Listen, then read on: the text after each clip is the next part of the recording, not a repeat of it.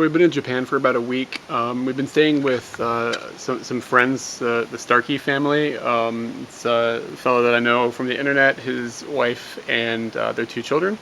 And we've been staying in this house. And that is their house. And I'm going to show you some things inside that aren't really that commonplace in America, but are pretty commonplace here. This is the front door. This doorknob, they've got 2 locks, which I guess isn't that weird, but I mean, I've never come across that. I've never lived someplace that had 2 locks in the front door. The thing that's odd about it is this handle moves, and like if you pull on it like this, it doesn't open the door, but if you pull on it like that, it opens the door. So it just allows this to go back when that is altered. Okay, so this is the intercom system for the doorbell, and when somebody rings the doorbell,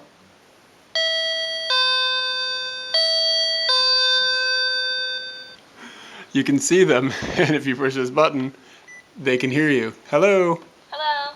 How about that? They're microwave, and I don't know if this happens in the States, but I mean, you press the button here, and it'll try and get everything in the microwave up to 75 degrees Celsius. So it goes by degrees, not by the time that you want. I assume you can put time in there, but I'd rather know it's going to be 75 degrees. This also doubles as an oven, which we found out you can put trays in and set it to like 350 and go. So 2 in 1. This is the air conditioner. It's pretty common in Asia to have just like, something like this. Each room has got one different air conditioner, so you don't have to, it's not like central air where you're cooling the entire house all at the same time. And you just cool the room you're in. And I think one of these 2 is the air conditioner remote. I don't know which one it is, to be honest, but they all have remotes because they're hard to get to. This is a door jamb, and you can see it is magical because it has magnets. So this is something that is, the idea is common in Japan, but the actual usage in this particular instance is not. This is upstairs, and there's a sink just kind of in the hallway, and it's not like in the bathroom area. So, if you want to brush your teeth or something and somebody's in the restroom or whatever, you're not having to jump around each other. It's kind of a good idea. Brian said it's common usually downstairs, but upstairs it's a little bit odd. But I think it's a great idea. It works really good for their family. Okay, so this is the bathroom. This is a room with the most odd things from an American standpoint, but it's actually pretty efficient, and most of it's pretty cool. The first thing that we've got in here when you come in is the washer for the clothing, and that's in the bathroom for a particular reason. I'll explain that in a few minutes. The most majestic item in the entire house is this toilet over here. I'm peeking around the corner at it, and keep an eye on it. I'm going to walk up to it, and it automatically opens the lid. I mean, this thing is like, sit on me. It's really into my action. Other than that, with this toilet, the seat is heated, and it's got a control panel, and it will do things like this button here. I'm going to push it and watch. It'll open the secondary lid so that you don't have to touch it, and then it will also close it, which is pretty awesome. And then you've got 2 levels of flushing. Like this is a lot of flush, and that's a little bit of flush. So depending on what you're using. And then I think this is a heater gauge, and I think it's for the heated seat, but I'm not 100% sure. I think this is the power button for the heated seat and everything. And then these are like a bidet type of function. That's more of a bidet, and this is more of a butt day, I guess. And I would test it, but it would shoot me in the face. And then this is the stop button for said functions, and that's really important to know because you'll sit there and you're like, why isn't this shutting off? And then, oh, I guess I should push the stop button, even though it is kind of pleasurable.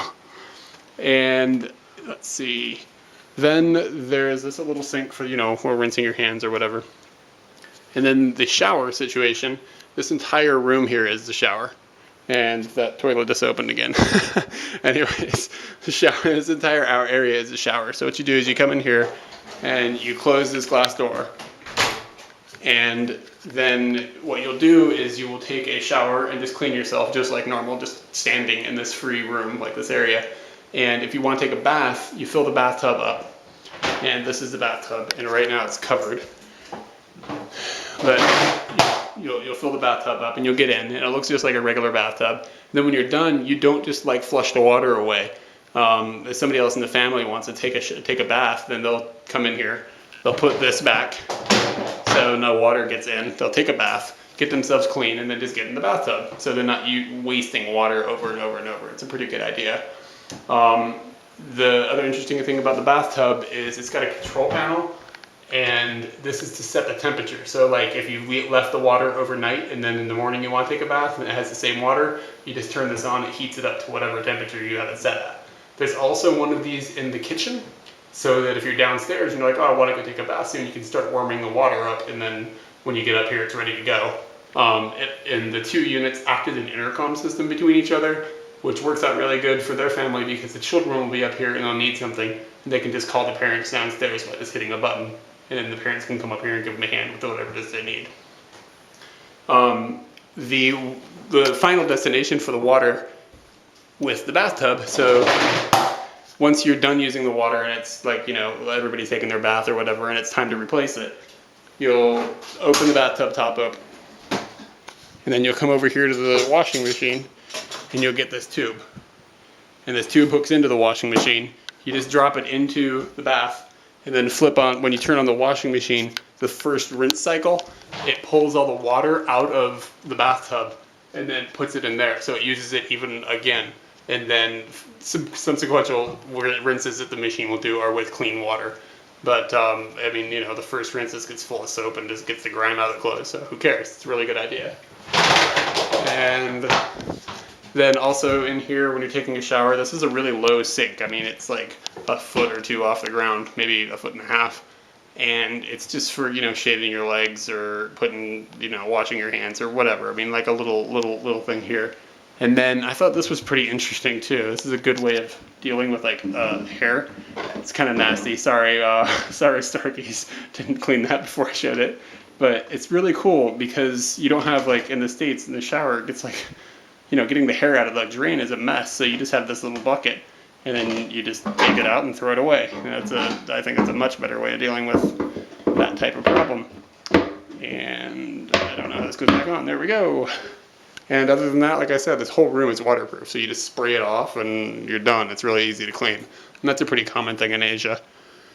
So this is the living room, and I'm standing in the kitchen, and this is a little more, another sink that's just kind of in a hallway, but this is what I've been told, a little more regular. It's downstairs, and you know, this is where people brush their teeth and put on their makeup and stuff like that normally.